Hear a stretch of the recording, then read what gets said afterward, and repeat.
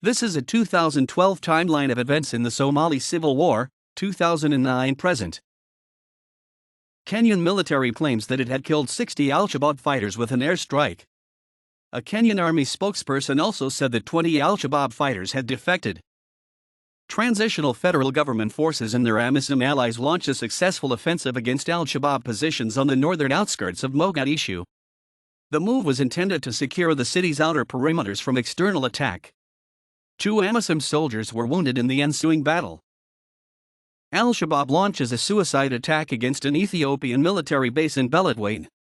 The group claims it killed 10 Ethiopian soldiers. African Union forces say they launched a major assault on Afgoy, an important Al-Shabaab base in southern Somalia. A BBC correspondent said an African Union force of 100 tanks and armored vehicles were within 10 kilometers of Afgoy. Somali police arrested a suspicious driver. While waiting for a bomb disposal unit in front of the Criminal Investigations Department, a bomb in the car detonated, injuring 2 police officers. Al-Shabaab claimed the bomb was detonated remotely. Reuters report Ethiopian and Somali troops seized the strategic city of Baidoa after Al-Shabaab withdrew earlier in the day. An airstrike in the Al-Shabaab-held K-60 region destroyed 2 cars and killed at least 6 people, including foreigners. It is unknown who carried out the attack. Kenya denied any involvement. African Union forces and pro-government militia captured Masla, an important Al-Shabaab base 5 kilometers north of Mogadishu. Al-Shabaab fighters attacked Puntland checkpoints at Bosaso on March 2 and Balakadar on March 3 morning. Al-Shabaab spokesman said the group has killed 32 Puntland soldiers and lost 3 of its own fighters. Puntland soldiers pursuing the militia after the attack killed 7 insurgents. Militants from Al-Shabaab took over Deef and Lower Juba. Kenyan army along with TGF and Ras Kamboni clan militia managed to retake the village the following day after several hours of fighting. Al-Shabaab fighters clashed with Ethiopian army in the village of Yurkut in what is described the most intense fighting since Ethiopian forces entered Somalia that left 40 Ethiopian soldiers killed. Dozens of mortar rounds were fired at Somalia's presidential compound in Mogadishu but missed and landed on a nearby refugee camp, killing 6 civilians. Al-Shabaab claimed responsibility for the attack, the first of such kind since August 2011. Al-Shabaab raided Duzamarab at dawn, briefly captured the city, then fled after intense fighting with Al-Sunnah wal Jama'ah (ASWJ) fighters, which claimed 100 Al-Shabaab militants were killed. Al-Shabaab denied the claim and announced it had killed 15 ASWJ troops and captured 6 vehicles. Al-Shabaab fighters again recaptured Deef and Lower Juba region, without any resistance, from Ras Kamboni militia led by pro-Somalia government Sheikh Ahmed Madoab, who abandoned the area before insurgents poured in.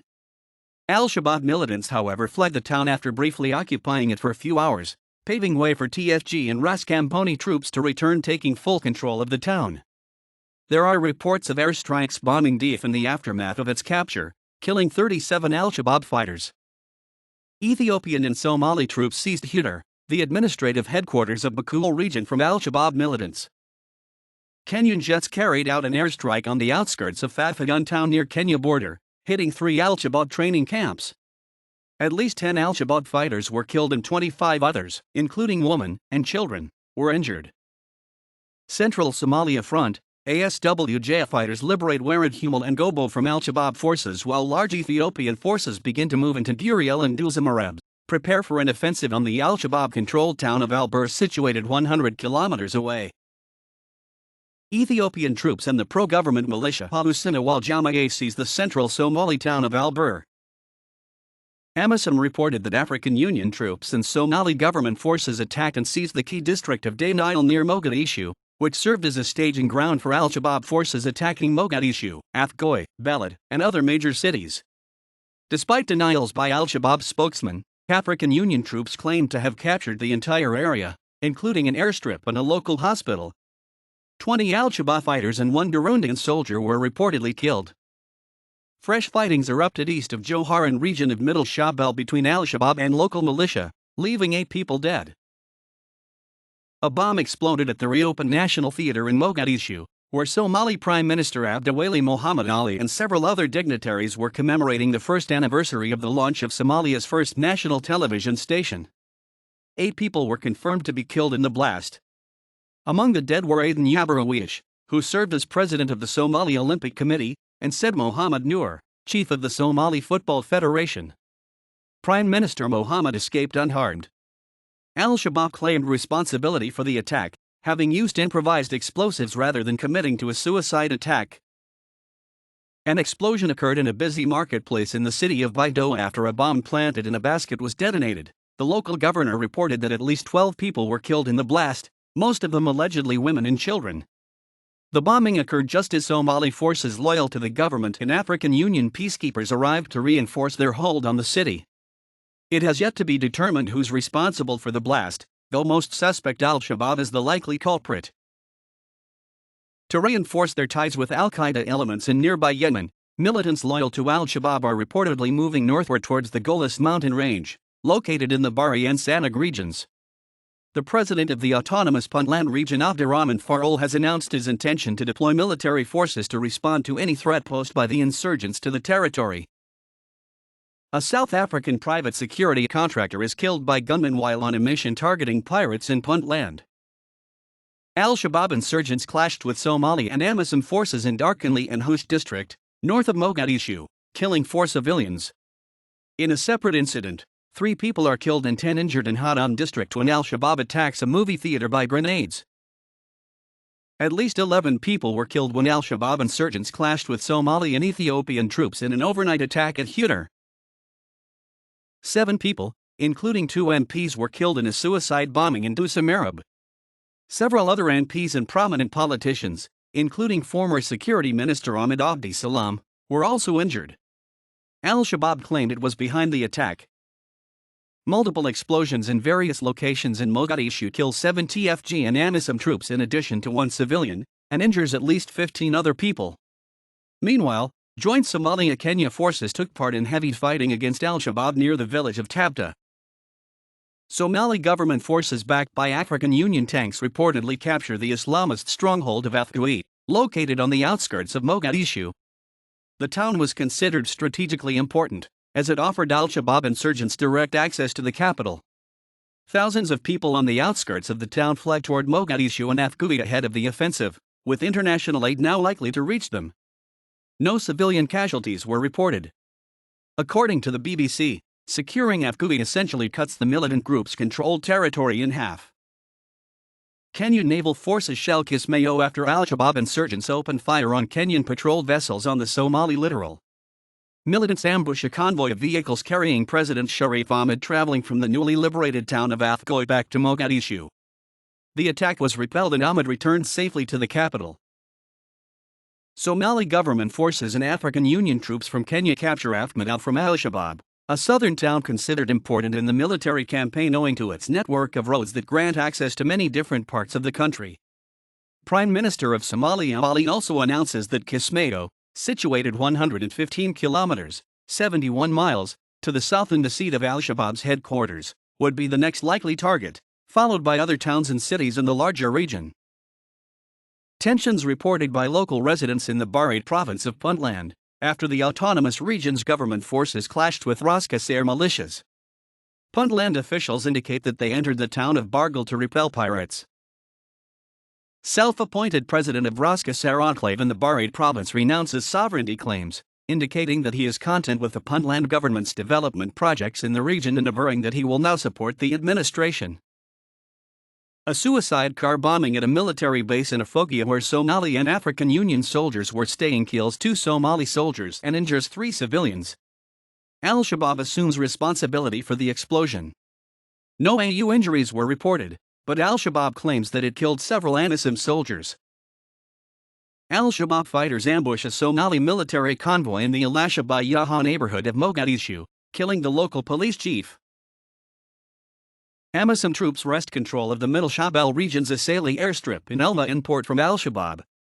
Situated about 37 kilometers northeast of Mogadishu, the Asali airstrip was strategically important for the insurgent group since it was used by the militants to transport illicit weapons and to fly in foreign fighters from the Gulf of Aden. Somali government forces assisted by AMISOM soldiers and tanks capture the Al-Shabaab stronghold of Balad, situated 30 kilometers, 20 miles, to the north of Mogadishu, in addition to the surrounding villages. The insurgents reportedly fled the area prior to the arrival of the Allied troops. Securing Balad gives the Somali authorities and AMISOM control of a key bridge over the Shebelle River leading toward Johar and more northerly areas. AMISOM and pro-government forces captured the al-Shabaab stronghold of Lantamborough 25 miles, 40 kilometers, west of Mogadishu. The city had been one of al-Shabaab's primary training bases for militant forces across the country. The city was reportedly abandoned by al-Shabaab before the offensive force arrived and no fighting was reported. According to the combined Somali-AMISOM leadership, the next target of the offensive would be the coastal city of Merka. Somali forces engaged in battle with al-Shabaab insurgents in the town of Kansadir. At least 15 people were killed. Kenyan jets bombed an al-Shabaab base near the Berdadir village north of Kismayo. Kenyan forces also reportedly massing tanks and artillery around Bibi village, 85 kilometers north of Kismayo in an attempt to take this port town. Two Uganda People's Defense Force Mi-24 helicopters flying from Entebbe, Uganda to Somalia crashed in rugged terrain in Kenya. They were found 2 days later, burned out, with no likely survivors from the 10 Ugandan servicemen on board. Another aircraft from the same flight crashed on Mount Kenya and all of its 7 Ugandan servicemen were rescued a day later. Kenyan defense forces stationed in southern Somalia as part of AMISOM were reported to have engaged in combat with as many as 1,000 al-Shabaab militants who attempted to assault the Kenyan garrison in Fafanhun. The Kenyan forces, however, were said to have successfully repulsed the attack, with at least 2 Kenyan soldiers and at least 73 al-Shabaab militants reported dead as a result of the fighting. After the remaining attackers fled, the Kenyan forces reportedly captured 40 guns and 6 trucks abandoned by al-Shabaab in their retreat. The increased Kenyan presence in the area is part of Kenya's effort to reinforce the security of its southern border with Somalia and is part of AMISOM's effort to eventually retake the al-Shabaab stronghold of Kismayo. Somali government forces assisted by AMISOM troops captured the port town of Merka from al-Shabaab. Residents indicate that the militants had fled a few hours earlier to Kismayo, which represents the outfit's last major stronghold. Somali government forces backed by African Union troops battle al-Shabaab militants in the villages of Aglibek, Janay, Abdul, and Berdadir, situated between Athmadau and Kismayo. According to General Ismail Sahardayed, the commander in charge of Somali army troops in the lower Juba region, over 60 insurgents died in the crossfire. Al-Shabaab claims in turn to have killed dozens of government soldiers in the ensuing gun battle. With the Allied forces reportedly around 50 kilometers, 31 miles, near Kismayo, General Sahardayed indicates that his men are advancing toward the stronghold with caution but expect to capture it within a period of 7 days. According to a local resident, al-Shabaab have also positioned armored vehicles on the circumference of the town and are patrolling the area in heavy battle gear and wagons. Somali government forces assisted by African Union troops continue their march toward Kismayo, capturing the southern town of Mido, situated 86 kilometers from the al-Shabaab stronghold. As many as 36 insurgents were reportedly slain in the assault. AMISOM also denied claims that the insurgents had seized back Athmadau, and dismisses untrue al-Shabaab propaganda reports that the militant group had gunned down an AU helicopter. Additionally, an AMISOM spokesman characterizes as a very despicable and a shameful act photos released by al-Shabaab showing bodies of 4 Allied soldiers being dragged through the Kismayo streets. In support of the Somali Army's offensive in Kismayo against al-Shabaab, AMISOM soldiers backed by KDF vessels and helicopters reached the nearby town of Harbali. The move comes after intensive attacks since August 31 by Allied forces against nearby Islamist bases, which resulted in 36 militant casualties. Ugandan and Burundian AU troops are reportedly making their way southward toward the stronghold, with the Kenyan contingent within AMISOM providing facilitative assistance. The combined forces are awaiting for military authorization to launch the ground offensive. As part of an offensive by AMISOM, the Kenyan Navy shells the Islamist stronghold of Kismayo. According to local residents, hundreds of people begin fleeing the area ahead of an expected land-based assault, with most heading for Jilib to the north and the Somali government-controlled port of Merka. Somali government forces assisted by African Union troops capture the port of Elmon from al-Shabaab, situated on the outskirts of Mogadishu. According to Dud Haji Iro, the Middle Shabelle region's spokesman, the insurgents abandoned the town after a bout of fighting. The Islamist group was reportedly unavailable for comment. Somali government forces and allied AMISOM troops continue their march toward Kismayo, advancing from the liberated Mido to the nearby town of Bibi. Around 200 al-Shabaab insurgents and a few senior commanders in Atmada also surrendered to the coalition forces. The defections are interpreted as substantially enhancing the Allied offensive since the insurgents could provide details on al-Shabaab's combat strategy. Additionally, AMISOM's Ugandan and Burundian contingents in Harbali await clearance to attack Kismayo, with Kenyan AU troops preparing to launch an assault from Jilab and Bulahaji in the Juba region. Residents of Kismayo simultaneously continue to leave the port for the eastern cities of Barat and Merka ahead of the planned offensive. Somali government forces assisted by AMISOM troops continue their march towards Kismayo.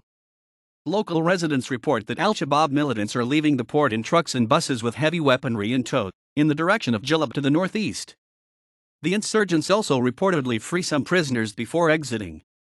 Al-Shabaab dismissed the claims as blatant lies and suggest that affairs in Kismayo are business as usual. An estimated 5,200 people have fled the town since the start of the month ahead of the offensive. According to Somali National Army General Ismail Saharid, his forces defeated the insurgents in confrontations a few days earlier, and the SNA, which is positioned about 67 kilometers away, is now preparing to close in on Kismayo. AMISOM forces are in turn reportedly stationed about 39 kilometers from the city, in the town of Janak Abdallah. Al-Shabaab claim instead to have killed around 100 Somali government soldiers and AU troops from Kenya. Additionally, a spokesperson with the U.S. Navy admits that an American warship is positioned near the port, but suggests that it is there for maintenance purposes. He also asserts that he does not know if the vessel intends to alight on the city. An additional 200 al-Shabaab insurgents in the town of Garsail near Johar surrendered to Allied troops. This followed a round of internal battles between rival militants, which left 8 of the outfit's fighters dead, including 2 top commanders. AMISOM announces in a press statement that it expects the total number of al-Shabaab defections in the area to reach 250 men. Somali National Army spokesman Adan Mohammed Hersi accuses Kenyan troops of intentionally killing 7 Somali civilians in a joint Somali-AMISOM operation in Janay Abdallah village. The murders came after an earlier ambush attempt by al-Shabaab against Somali and Kenyan soldiers. The young men were in the process of buying sugar when they were shot down, and 2 other civilians were reportedly also injured. According to BBC correspondent Gabriel Gatehouse, Kenyan forces have already been accused of indiscriminately killing civilians when they shelled Kismayo from warships operating off of the port city's coastline. Hersi condemns the latest murders and requests that the Somali authorities take action. AU spokesman Colonel Ali Aden also indicates that an investigation into the incident has been launched and appropriate action will be pursued once it concludes. Hizbul Islam spokesman Mohammed Molim announces that his group is discontinuing its association with al-Shabaab, an outfit that he asserts his organization had only nominally united with. Molim cites the significant political changes happening in Somalia as well as al-Shabaab's reported issuance of propaganda against Hizbul Islam as the primary reasons for his group's decision to leave the coalition.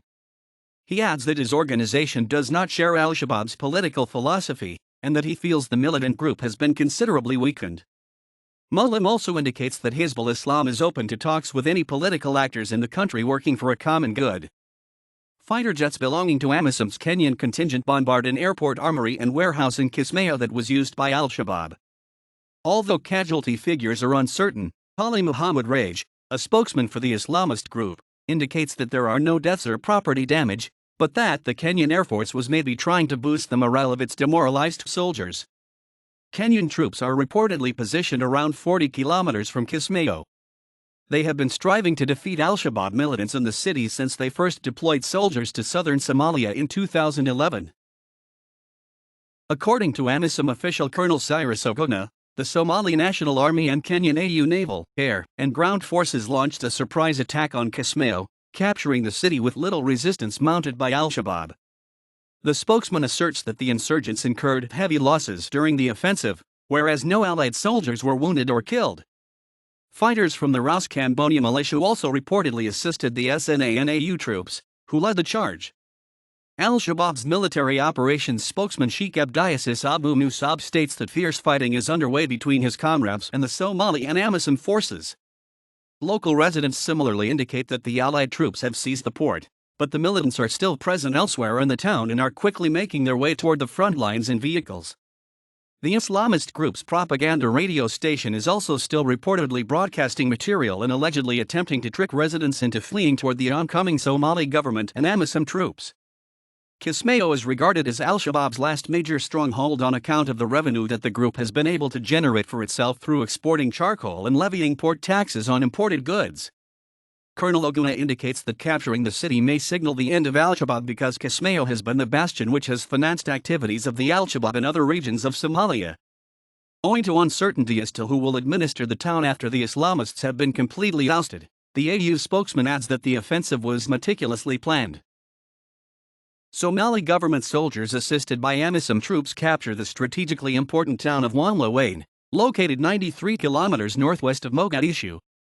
The victory permits a direct route connecting the capital with the recently secured city of Baidoa.